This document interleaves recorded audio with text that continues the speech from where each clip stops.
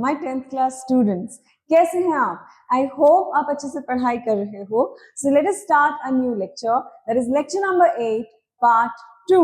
But before starting anything, हमारे 3 famous instruction. सबसे पहले your spine should be straight, सीधे बैठना है, लेटना नहीं है, हाथ में कॉपी और पेन रखना है और इंपॉर्टेंट चीजें लिखना है. नंबर 2, जो भी डाउट्स हैं बिना हेजिटेशन के कमेंट बॉक्स में लिखना है. नंबर 3, जब तक पलक मैडम पढ़ा रही है हमें उठना नहीं है, हमें भी साथ में पढ़ना है.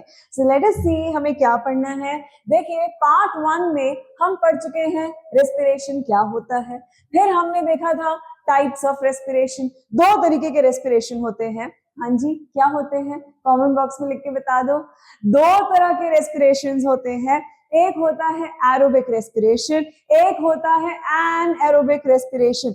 एरोबिक रेस्पिरेशन वो जिसमें ऑक्सीजन इन्वॉल्व होता है ग्लूकोज के ब्रेकडाउन में. एनएरोबिक रेस्पिरेशन वो जिसमें बिना ऑक्सीजन के ही ग्लूकोज टूट जाता है और एनर्जी बना लेता है. तो आज हमें डिटेल में पढ़ना है एनएरोबिक रेस्पिरेशन, क्योंकि पिछले लेक्चर में हम एरोबिक रेस्पिरेशन डिटेल में पढ़ चुके हैं. तो आज हम देखेंगे एनएरोबिक रेस्पिरेशन और उसके बाद इन दोनों में डिफरेंसेस. अच्छा, लास्ट में हम क्या पढ़ने वाले हैं? टेस्टपलूजा. दैट इज जो भी हमने पूरे लेक्चर में पढ़ा है उसके बेसिस पे बहुत सारे इंपॉर्टेंट क्वेश्चंस हम लोग सॉल्व करेंगे. So let us start our anaerobic respiration.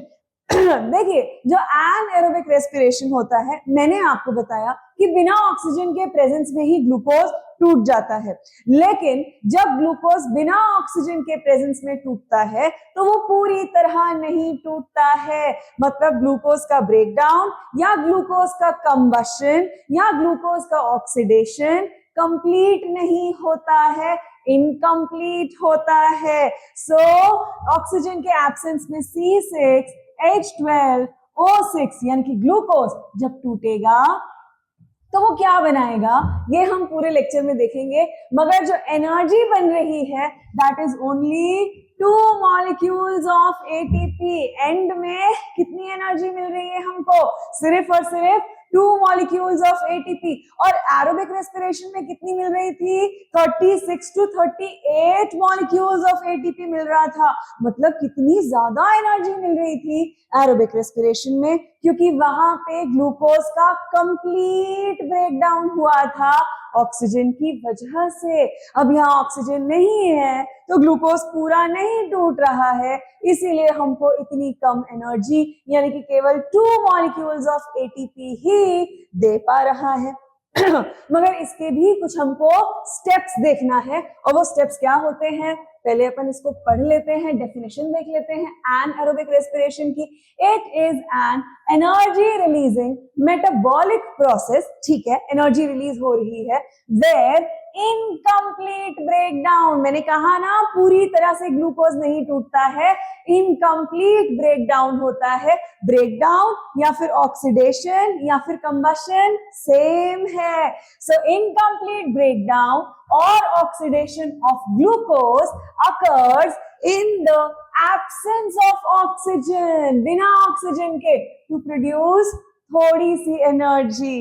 Okay, और ये सिर्फ और सिर्फ कहाँ होता है? साइटोप्लाज्म में. क्यों? एरोबिक रेस्पिरेशन कहाँ हो रहा था? साइटोप्लाज्म में भी हो रहा था और माइटोकॉन्ड्रिया में भी हो रहा था. याद है ना? नहीं तो पुराना लेक्चर रिवाइज करिएगा.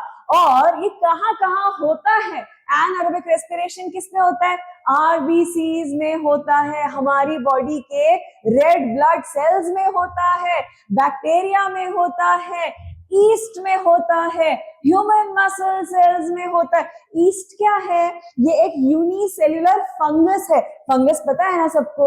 तो जो यूनिसेल्युलर फंगस का एक एग्जांपल ईस्ट है, वो भी एनएरोबिक रेस्पिरेशन करता है. तो आपके सिलेबस में 2 एनएरोबिक रेस्पिरेशंस है, that is east and human muscle sales. मतलब हमारी बॉडी के जो मसल सेल्स है वो बिना ऑक्सीजन के रेस्पिरेशन करते हैं. ऐसे कैसे हो सकता है मैडम? हम तो बिना ऑक्सीजन के जिंदा ही नहीं रह सकते. लेकिन आपके जो ह्यूमन मसल सेल्स हैं वो कुछ समय के लिए टेम्पररीली क्या करते हैं, एनाएरोबिक रेस्पिरेशन। क्यों करते हैं मैं बताऊंगी, कैसे करते हैं अरे मैं बताऊंगी।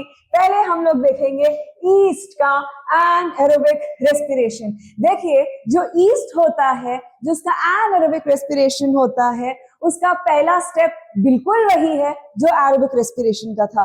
एरोबिक रेस्पिरेशन का फर्स्ट स्टेप क्या था, ग्लाइकोलिसिस। तो यहाँ पे भी इसका जो फर्स्ट स्टेप होगा वो क्या होने वाला है, ग्लाइकोलिसिस। हम पिछले लेक्चर में पढ़ चुके हैं बट फिर बता देती हूँ। ये ईस्ट के अंदर बैठा C6H12O6 का ग्लाइकोलिसिस होगा और वो ब्रेक डाउन हो जाएगा into 2 molecules of CH3COCOOH plus 2 molecules of ATP।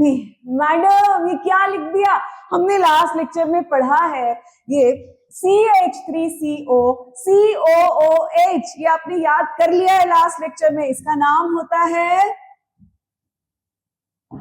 Pyruvate, ठीक है। तो ये फर्स्ट स्टेप है, इसका नाम मैं लिख देती हूं ग्लाइकोलिसिस। तो फर्स्ट स्टेप होगी जहां पे ग्लूकोज ईस्ट के अंदर पाइरुवेट के 2 मॉलिक्यूल्स में टूटेगा और साथ में क्या बना देगा, 2 मॉलिक्यूल्स ऑफ एटीपी बना देगा।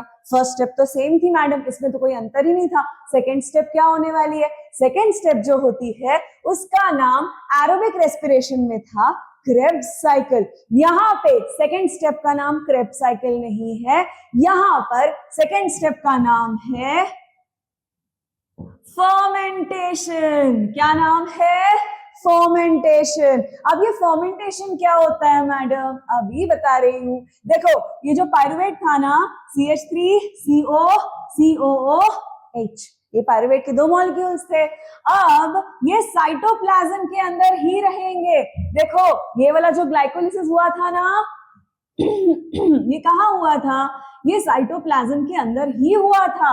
अब ये जो पाइरुवेट है एरोबिक रेस्पिरेशन में, ये पाइरुवेट कहाँ जाते थे, ये माइटोकॉन्ड्रिया के अंदर जाते थे, power house of the cell में जाते थे और वहां क्रेब्स साइकिल करते थे। यहाँ ऐसा नहीं है, यहाँ पे ये जो पाइरुवेट है ना ये बहुत आलसी है। ये बोलते हैं हम तो साइटोप्लाज्म में ही बने हैं और हम साइटोप्लाज्म में ही रहेंगे और यहीं पे आगे की प्रोसेस करेंगे। तो जो फर्मेंटेशन आगे की प्रोसेस है ये पाइरुवेट कहाँ पे करता है, साइटोप्लाज्म के अंदर ही कर लेता है। तो यहाँ पे मैं क्या लिख दूं, स्टेप का नाम फर्मेंटेशन, ठीक है। और ये कहाँ हो रहा है, साइटोप्लाज्म में हो रहा है, तो मैंने साइटोप्लाज्म लिख दिया। अब ये जो पाइरुवेट है ये किसमें टूटेगा, ये बहुत ही ध्यान से देखना है आपको। C2H5OH plus CO2 plus 2 molecules of ATP। देखो एक एक करके बताती हूँ। ये C2H5OH एक तरह का अल्कोहल है जिसका नाम होता है इथेनॉल। क्या नाम है इसका, इथेनॉल। कैसे याद करेंगे, 5 बार बोल के। जो फर्स्ट टाइम ज्वाइन कर रहे हैं मैं बता दूं, हम लोग ऐसे ही पढ़ते हैं बिना हेजिटेशन के, बिना हंसे। हम यहीं पे 5 बार 10 बार चीजों को बोल बोल के याद करते हैं ताकि लेक्चर के बाद हमको मेहनत नहीं करना पड़े। तो इथेनॉल कितनी बार, 5 बार। Ethanol ethanol ethanol ethanol ethanol. और इसका फॉर्मूला क्या है, C2H5OH C2H5OH C2H5OH C2H5OH C2H5OH C2H5OH। ये इथेनॉल बना, साथ में कार्बन डाइऑक्साइड बना और एनर्जी कितनी बनी, बस only 2 molecules of ATP. Aerobic respiration में कितनी बन रही थी, 36 to 38 मॉलिक्यूल्स ऑफ एटीपी। और यहाँ पे इतनी कम क्यों बनी है, क्योंकि ऑक्सीजन नहीं था और ऑक्सीजन के एब्सेंस में ग्लूकोज कैसे टूटा, इनकम्प्लीट टूटा, पूरी तरह से नहीं टूटा, इसके लिए एनर्जी कम बनी। तो अब फर्मेंटेशन क्या होता है, conversion of a carbohydrate into an alcohol is called as fermentation। ठीक है, बस हमको ये याद करना है। तो फर्मेंटेशन सेकेंड स्टेप होता है जिसमें आपका पायरुवेट किस में कन्वर्ट हो रहा है, या फिर पायरुविक एसिड किस में कन्वर्ट हो रहा है, इथेनॉल में कन्वर्ट हो रहा है। जो भी अल्कोहल्स होते हैं लास्ट में हम OH लगा देते हैं और OL लिख देते हैं, जैसे कि methanol, propanol and so on. ये सब आप केमिस्ट्री में पढ़िएगा।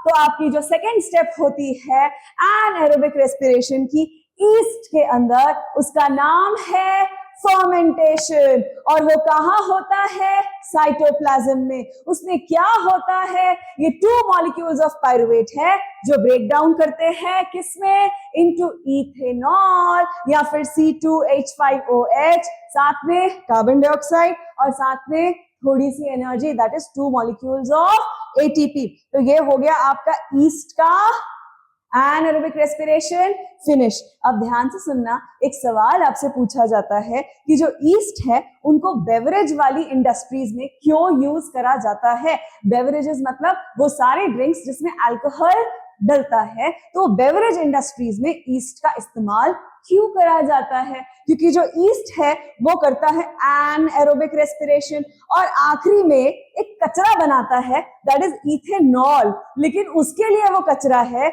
इंसानों के लिए वो कचरा नहीं है।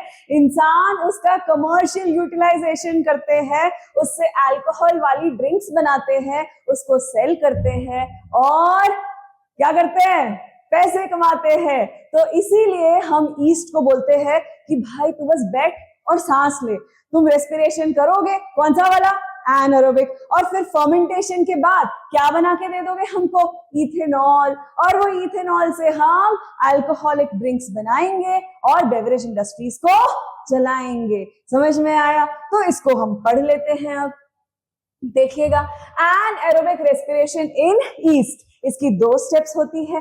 पहली स्टेप हो गई है ग्लाइकोलिसिस और सेकंड स्टेप होती है फर्मेंटेशन। तो ग्लाइकोलिसिस में क्या हुआ था, वही सेम C6H12O6 मतलब कि ग्लूकोज, ठीक है, किसमें टूटा था, 2 molecules of CH3 CO COOH। इसको हम क्या बोलते हैं, इसको हम बोलते हैं पायरुवेट या फिर पायरुविक एसिड। और साथ में क्या रिलीज हो गया, ओनली 2 मॉलिक्यूल्स ऑफ ATP। ये कहाँ हुआ था, लिख देते हैं भैया, ये तो साइटोप्लाज्म में हुआ था।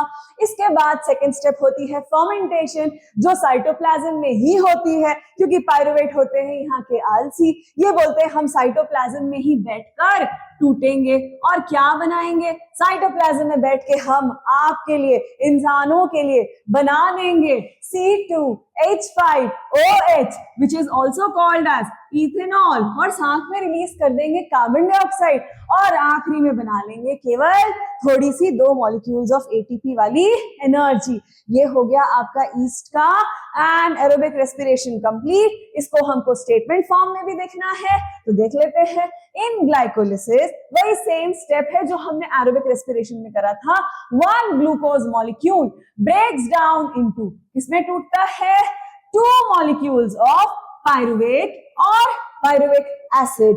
अब दूसरी स्टेप जो होती है कि these pyruvate molecules they undergo what, they undergo fermentation to form what, to break down into C2H5OH which is ethanol and carbon dioxide। और साथ में थोड़ा सा क्या लिबरेट कर देते हैं, साथ में थोड़ा सा क्या रिलीज कर देते हैं, एकदम थोड़ा सा 2 मॉलिक्यूल्स ऑफ ATP वाली एनर्जी प्रोड्यूस कर देते हैं। तो आपको याद रहेगा कि ईस्ट सेल्स को हम बेवरेज इंडस्ट्रीज में क्यों यूज करते हैं। तो आगे देख लेते हैं। अगला अब हमको जो देखना है that is anaerobic respiration in human muscle sales.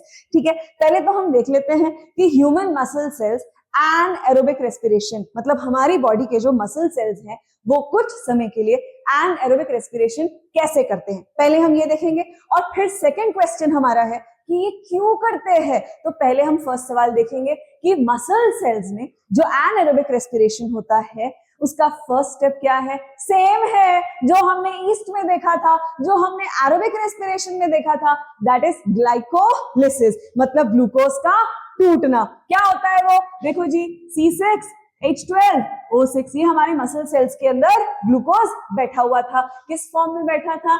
Glycogen के फॉर्म में बैठा था। और ग्लाइकोजेन अब यहाँ पे टूट रहा है, तो किसमें टूटेगा वो? फर्स्ट स्टेप क्या है? 2 molecules of pyruvate CH3 CO COOH plus 2 molecules of ATP। और इस CH3 CO COOH को हम क्या बोलते हैं? बार बार क्यों बोल रही हूं मैं? क्योंकि आप फर्स्ट टाइम पढ़ रहे हो तो आपको याद हो जाना चाहिए। तो फर्स्ट स्टेप हो गई है, इसका नाम है ग्लाइकोलिसिस। और कहाँ होता है ये? साइटोप्लाज्म में होता है। ओके, फर्स्ट स्टेप तो मैडम सेम थी इसमें तो हमको कुछ नया नहीं लगा। दूसरा बताओ आगे क्या होता है? आगे वाला स्टेप भी लगभग सेम होता है। यहाँ का जो पायरुवेट है ना ये भी आलसी होता है, ये भी बोलता है मैं साइटोप्लाज्म में ही बैठूंगा। तो अब ये साइटोप्लाज्म में बैठा है और ये भी क्या करने वाला है? फर्मेंटेशन करेगा। क्या करने वाला है? फर्मेंटेशन। तो लिख देते हैं CH3 CO COOH। और अब वो यहाँ पे क्या करने वाला है? फर्मेंटेशन किसमें करेगा? साइटोप्लाज्म में करेगा। अब ईस्ट में क्या बन रहा था? फर्मेंटेशन के बाद अल्कोहल बन रहा था। कौन सा वाला? इथेनॉल बन रहा था। C2H5OH बन रहा था और कार्बन डाइऑक्साइड बन रहा था और 2 मॉलिक्यूल्स ऑफ ATP बन रहा था। लेकिन यहाँ पर जो आपका पायरुवेट है मसल सेल्स के अंदर, वो फर्मेंटेशन के बाद में बनाएगा C3H6O3 plus 2 molecules of ATP. That's it. ये क्या होता है मैडम? C3H6O3, इसको हम बोलते हैं लैक्टिक एसिड। क्या बोलते हैं इसको हम बेटा? Lactic acid. फॉर्मूला 5 बार क्या है? C3H6O3 C3H6O3 C3H6O3 C3H6O3 C3H6O3। कौन सा एसिड है ये? Lactic acid, lactic acid, lactic acid, lactic acid, lactic acid. और साथ में बनता है बस 2 molecules of ATP. No carbon dioxide is formed in this fermentation. तो ये हो गया आपका anaerobic respiration in muscle cells, जिसमें कि फर्स्ट स्टेप क्या है बेटा जी? ग्लाइकोलिसिस, जिसमें आपका जो ग्लूकोज है वो टूट रहा है 2 molecules of पायरुवेट में और 2 molecules of ATP में, जो साइटोप्लाज्म में ही हो रहा है। फिर पायरुवेट साइटोप्लाज्म में अब फर्मेंटेशन करेगा और वहां पे वो बनाएगा lactic acid, that is C3H6O3 plus 2 molecules of ATP, बस 2 molecules of ATP, इतनी सी एनर्जी वो बनाएगा। तो इसको हम जरा देख लेते हैं, जो लिखते कैसे, इसको एग्जाम में लिखना कैसे है। देखो जी, anaerobic respiration in human muscle cells, first step glycolysis, second step fermentation. तो ग्लाइकोलिसिस में जो ग्लूकोज है वो टूट रहा है। कहाँ पे टूट रहा है बेटा? साइटोप्लाज्म में टूट रहा है। ओके, किस में टूट रहा है? CH3COCOH के 2 मॉलिक्यूल्स में टूट रहा है और इसको हमको लिखना है पायरुवेट। देखो जी, ये जो आपको इक्वेशंस एग्जाम में लिखना है, इसको प्रॉपरली डेकोरेट करना है, ये सब लिखना है आपको। ओके, और साथ में 2 molecules of ATP। देखो ग्लाइकोलिसिस में हमेशा 2 molecules of ATP बनेंगे, चाहे वो एरोबिक रेस्पिरेशन हो चाहे वो एनाएरोबिक रेस्पिरेशन हो। अब सेकेंड स्टेप फर्मेंटेशन है, जो कहाँ हो रहा है? जो फिर से साइटोप्लाज्म में हो रहा है और वहां पे जो आपका पायरुवेट का मॉलिक्यूल है वो किस में टूट रहा है? C3H6O3 में टूट रहा है, जिसका नाम होता है, अभी हमने पढ़ा, लैक्टिक एसिड। और साथ में क्या रिलीज हो रहा है? 2 molecules of ATP। तो ये इक्वेशंस भी बनाना है और सेंटेंस फॉर्म में भी लिखना है। तो देख लेते हैं सेंटेंस फॉर्म में। इन ग्लाइकोलिसिस फिर से वही सेम चीज, 1 glucose molecule breaks down into 2 molecules of pyruvate और pyruvic acid। अब ये पायरुवेट जो होता है they undergo fermentation। और कहाँ पे fermentation करवाते हैं? In cytoplasm only. और किसमें टूट जाते हैं? C3H6O3 which is lactic acid, carbon dioxide, और साथ में रिलीज करते हैं 2 molecules of ATP। इसको आपको एग्जाम में लिखना है, तो ये भी स्क्रीनशॉट ले लीजिए और बाद में अपनी नोट्स वाली कॉपी में लिखिएगा। अच्छा, अब ये तो हमने देख लिया कि मसल सेल्स का, ह्यूमन मसल सेल्स का एनाएरोबिक रेस्पिरेशन कैसे होता है, ठीक है। अब सवाल ये उठता है कि ये वाला मसल सेल्स का एनाएरोबिक रेस्पिरेशन क्यों होता है। जस्ट इमेजिन तुम अभी आराम से बैठे हो, ठीक है, और तुम्हारी बॉडी के अंदर ब्लड एकदम आराम आराम से जा रहा है, वो हर सेल को ऑक्सीजन देता जा रहा है, क्योंकि आप नॉर्मली क्या कर रहे हो, ब्रीदिंग कर रहे हो और ऑक्सीजन रिच एयर अंदर ले रहे हो। क्या ले रहे हो, ऑक्सीजन रिच एयर अंदर ले रहे हो। ये मत बोलना कि सिर्फ ऑक्सीजन अंदर ले रहे हैं, no, you are inhaling oxygen rich air. तो आप धीरे धीरे ऑक्सीजन रिच एयर बॉडी के अंदर जा रही है और आप आराम से बैठे हो। अब ये जो ब्लड है ये भी धीरे धीरे जा रहा है, हर सेल को ऑक्सीजन ऑक्सीजन ऑक्सीजन ऑक्सीजन बांटते बांटते सबको ऑक्सीजन दे रहा है। फिर जोर से आवाज आई मसल सेल्स की, जो आपके मसल सेल्स होते हैं ना, ये वाले दौड़ने वाले, हाथ पैर वाले, जोर से आवाज आई, ब्लड, हमको ऑक्सीजन चाहिए ऑक्सीजन चाहिए ऑक्सीजन चाहिए। तो ब्लड बोलता सबको दे तो रहा हूँ, वो चिल्ला क्यों रहा है, चलो चलो मैं जाके पहले मसल सेल्स को ऑक्सीजन दे देता हूँ। तो अब मसल सेल्स चुप ही ना करे, उसको ऑक्सीजन मिल गया, वो कहता और ऑक्सीजन चाहिए और ऑक्सीजन चाहिए और ऑक्सीजन चाहिए। तो ब्लड अरे बोलता है क्या हो गया, ठीक है ठीक है, ले ले ले ले, ब्लड अपनी ऑक्सीजन और मसल सेल्स को दे देता है। फिर भी मसल सेल्स चुप नहीं हो रहे, तो ब्लड बोलता है मेरे पास ऑक्सीजन नहीं है, मेरे पास अब बहुत कम ऑक्सीजन है। यहाँ से मसल सेल्स फिर बोल रहे हैं ऑक्सीजन चाहिए ऑक्सीजन चाहिए। बॉडी सेल्स जो दूसरे वाले हैं वो ब्लड को चिल्ला रहे हैं, अच्छा ब्लड तुम तो सारा ऑक्सीजन मसल सेल्स को दे रहे हो, हमको भी तो ऑक्सीजन चाहिए। तो सारे बॉडी के सेल्स शोर मचाने लगते हैं कि अरे हमको क्या चाहिए, ऑक्सीजन ऑक्सीजन। तो ब्लड कहता है मुझे समझ ही नहीं आ रहा है, मेरे पास में इतना ऑक्सीजन नहीं है, तो चलो मैं रेस्पिरेटरी सिस्टम को बोलता हूँ कि वो अपना ब्रीदिंग रेट फास्ट करे, और जब वो ब्रीदिंग रेट फास्ट करेगा तो बॉडी के अंदर ऑक्सीजन ज्यादा आएगा, तो फिर मैं सबको ऑक्सीजन दे दूंगा।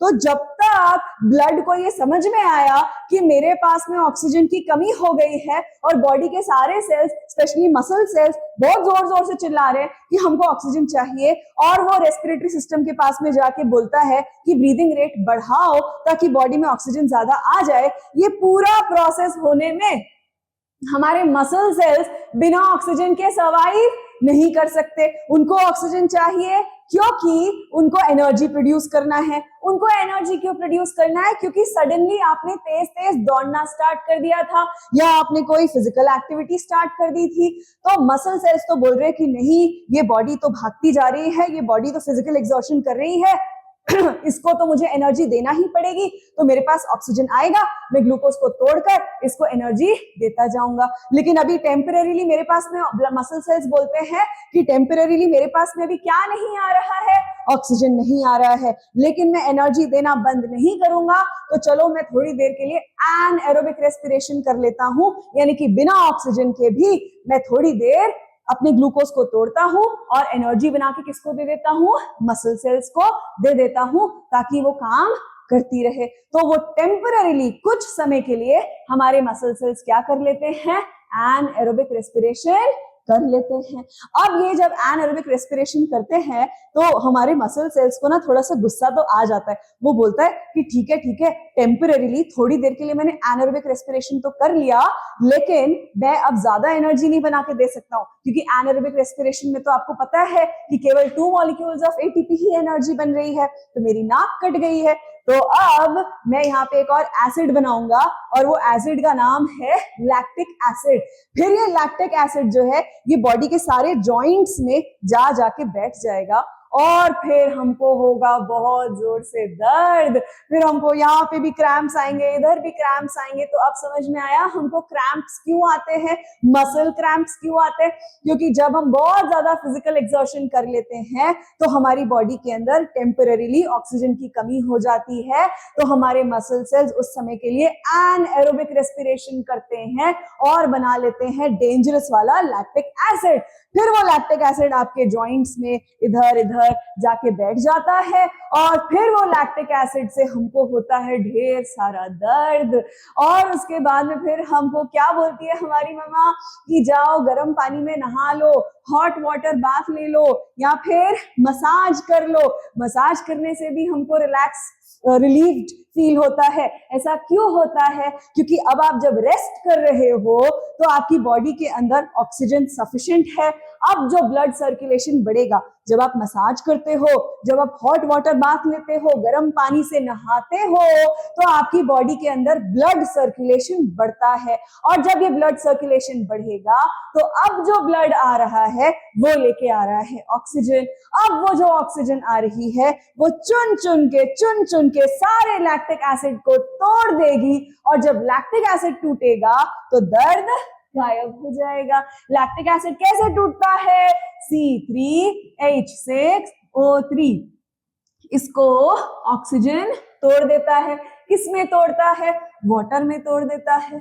और किसमें तोड़ देता है? आपके CO2 में तोड़ देता है। तो अब देखो जी, यहाँ पे लैक्टिक एसिड गायब, दर्द गायब। अब समझ में आया हमको बहुत ज्यादा दर्द क्यों होता है। तो चलो इसको देख लेते हैं। और ये जो हमको दर्द हो रहा है, इतना ज्यादा फिजिकल एक्सर्शन करने के बाद जो थकान होती है उसको हम बोलते हैं मसल फटीग। क्या बोलते हैं?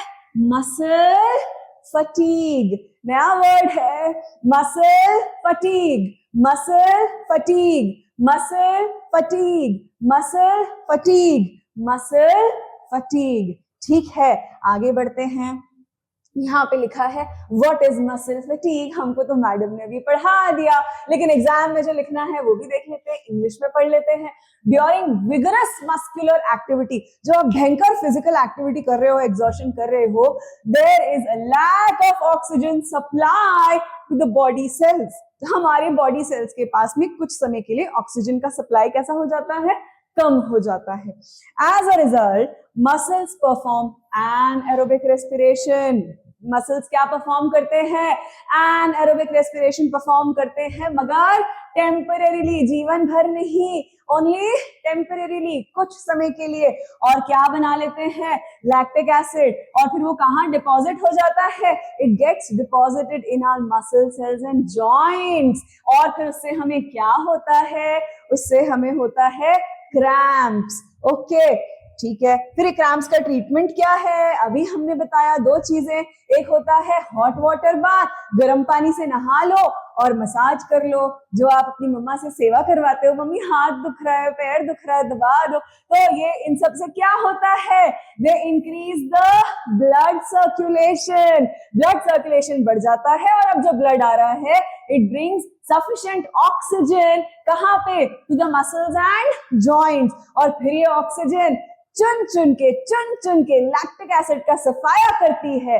तो lactic acid is completely oxidised, मतलब broken down into carbon dioxide and water.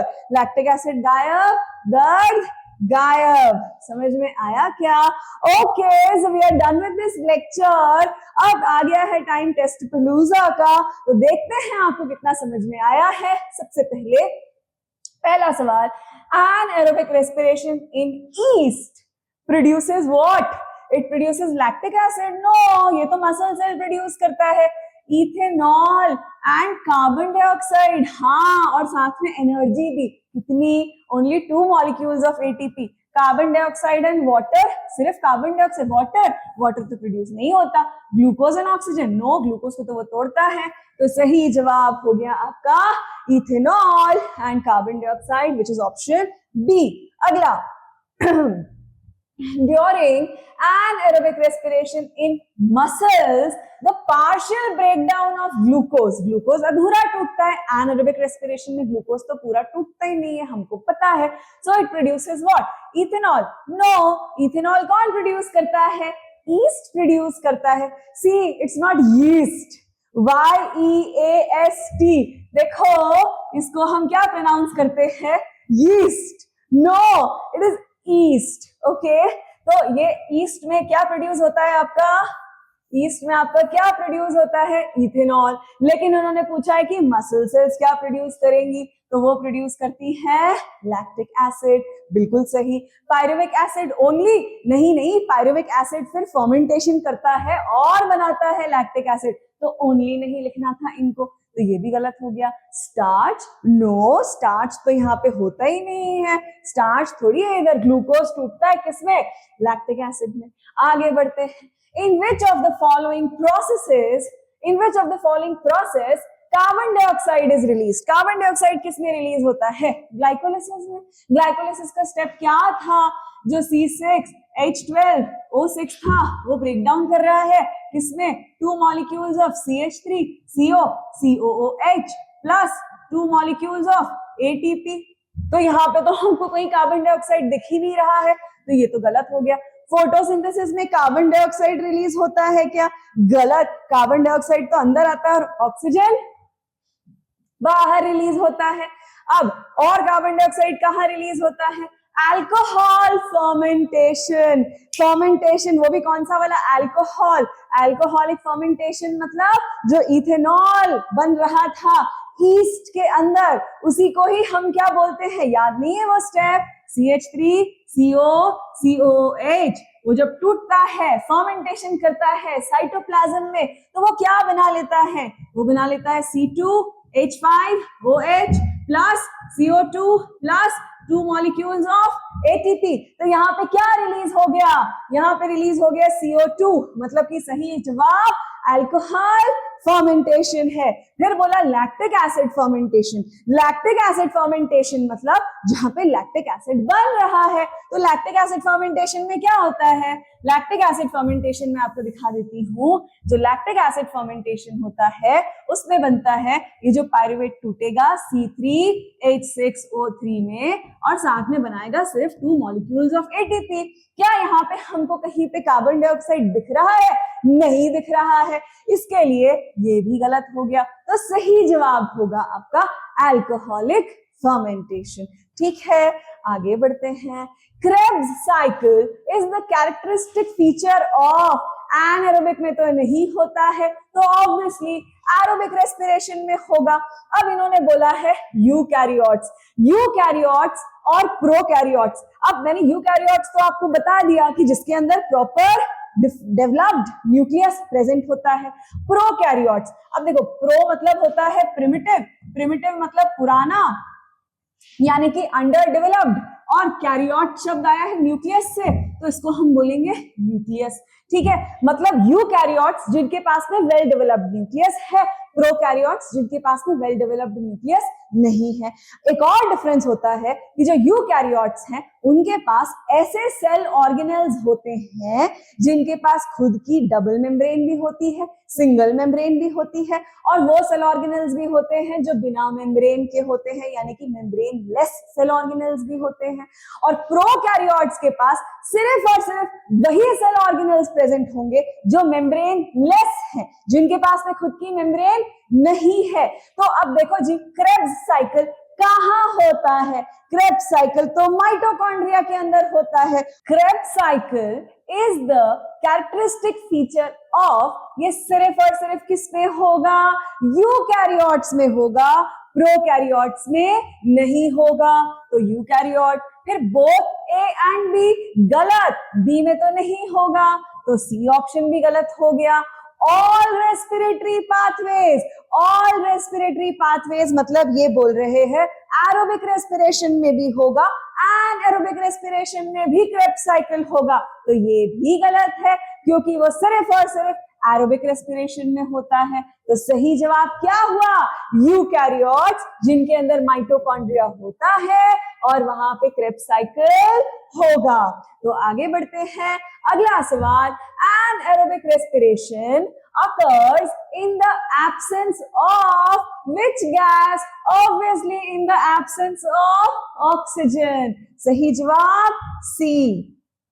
आगे, the process of anaerobic respiration in yeast is called, yeast के अंदर जो anaerobic respiration हो रहा है क्या हम उसको डाइजेशन बोलते हैं?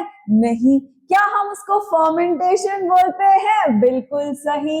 और फर्मेंटेशन से वो क्या प्रोड्यूस करता है? C2H5OH नाम का alcohol which is ethanol produce करता है, और साथ में 2 मॉलिक्यूल्स ऑफ ATP भी। ऑक्सीडेशन एनारोबिक रेस्पिरेशन क्या सिर्फ ऑक्सीडेशन है? नहीं, यहाँ पे तो ऑक्सीजन होता ही नहीं है यूज। फोटोसिंथेसिस, नो, गलत। ईस्ट जो है वो फंगस है, और अगर वो न्यूट्रिशन भी करेगा तो वो हेटेरोट्रॉफिक न्यूट्रिशन करेगा, फोटोसिंथेसिस नहीं करेगा। और यहाँ पे न्यूट्रिशन की नहीं, रेस्पिरेशन की बात हो रही है, तो सही जवाब फर्मेंटेशन। आगे बढ़ते हैं। अच्छा, आपको याद है कि जो ईस्ट है वो कौन सा वाला न्यूट्रिशन परफॉर्म करता है? हेटेरोट्रॉफिक न्यूट्रिशन तो बता दिया मैंने, लेकिन हेटेरोट्रॉफिक न्यूट्रिशन के भी 4 टाइप्स थे। तो वो जो ईस्ट है वो कौन से टाइप का न्यूट्रिशन परफॉर्म करता है? वो परफॉर्म करता है सैप्रोफाइटिक न्यूट्रिशन। अगर याद नहीं है तो पुराना लेक्चर देख लीजिए। अगला सवाल, which gas is released during anaerobic respiration in yeast? अभी हमने देखा, पिछले क्वेश्चन में ही हमने देखा था C2H5OH plus 2 ATP plus CO2, carbon dioxide release होता है। तो यहाँ पे कहीं है क्या कार्बन डाइऑक्साइड? ये रहा, तो सही जवाब है आपका सी। आगे बढ़ते हैं। अक्यूमुलेशन यानी कि इकट्ठा होना, deposition, accumulation of lactic acid in muscles causes बहुत सारा दर्द, that is growth, no, relaxation, अरे इसका उल्टा, no, muscle cramps, हाँ जी muscle cramps, digestion, no। अच्छा, muscle cramps को ठीक कैसे करते हैं? hot water bath and massage, okay। अच्छा, मसाज की स्पेलिंग ना एग्जाम में ये मत लिख देना तुम लोग, नहीं तो पता चले ये लिख दिया तुमने, ये मैसेज होता है मसाज, ओके। केवल ए का डिफरेंस है, ध्यान दीजिएगा इस पे। अब आगे बढ़ते हैं। एनारोबिक रेस्पिरेशन रिलीजेस, क्या रिलीज करता है? More energy than aerobic respiration, गलत। देखो जी, एरोबिक रेस्पिरेशन रिलीज करता है 36 to 38 मॉलिक्यूल्स ऑफ एटीपी, और एनारोबिक रेस्पिरेशन रिलीज करता है 2 ATP। तो आप ही बता दो दोनों में से कम कौन सा है? ऑब्वियसली एनारोबिक रेस्पिरेशन, और यहाँ लिखा है मोर एनर्जी, तो ये तो गलत है। Next, equal energy as aerobic respiration, 36 38 2 के बराबर है क्या? नहीं। Less energy than aerobic respiration, बिल्कुल सही, क्योंकि ये 2 molecules of ATP anaerobic respiration produce कर रहा है, और 36 to 38 molecules aerobic respiration produce कर रहा है। नो एनर्जी, नहीं, इतना भी बदनाम मत करो, बेचारे एनारोबिक रेस्पिरेशन को थोड़ी सी एनर्जी वो भी बना देता है, that is only 2 molecules of ATP. तो सही जवाब है आपका बेटा जी सी पॉइंट। अगला, in which condition do muscle cells perform anaerobic respiration? हमारी जो मसल सेल्स होती है वो anaerobic respiration कब परफॉर्म करती है? ड्यूरिंग रेस्ट, जब तुम आराम से बैठे हो तो तुम्हारी बॉडी के कोई भी सेल्स ब्लड को चिल्ला चिल्ला के ऑक्सीजन चाहिए ऑक्सीजन चाहिए नहीं कर रहे हैं बेटा, तो ये गलत है। ड्यूरिंग एक्सेस ऑक्सीजन सप्लाई, तो फिर चिल्लाने की जरूरत ही क्या है? जब इतना ज्यादा ऑक्सीजन मिल रहा है तो भर भर के एनर्जी बनाएंगे, तो भी गलत। अगला, ड्यूरिंग विगरस एक्सरसाइज, हाँ जी, जब बहुत ज्यादा फिजिकल एक्टिविटी कर लेते हो तो मसल सेल्स को क्या करना पड़ता है? टेम्पररीली एनारोबिक रेस्पिरेशन करना पड़ता है। ड्यूरिंग स्लीप, सोते सोते, नहीं भैया, सोते सोते इतनी एनर्जी नहीं लगती है हमको। आगे बढ़ते हैं। Okay, so again we are done with this lecture. तो बहुत अच्छे से हमने आज पढ़ लिया है कि एनारोबिक रेस्पिरेशन क्या होता है, एनारोबिक रेस्पिरेशन कहाँ होता है, ईस्ट सेल में होता है और ह्यूमन मसल सेल में होता है जो हमारे सिलेबस में है। और कैसे होता है? पहला स्टेप ग्लाइकोलिसिस होगा, दूसरा स्टेप फर्मेंटेशन होगा। हमने ये सब पढ़ लिया है। अब हम लोग अगले लेक्चर में देखने वाले हैं कि डिफरेंस क्या है एरोबिक और एनारोबिक रेस्पिरेशन का। ठीक है, till then study hard. Thank you.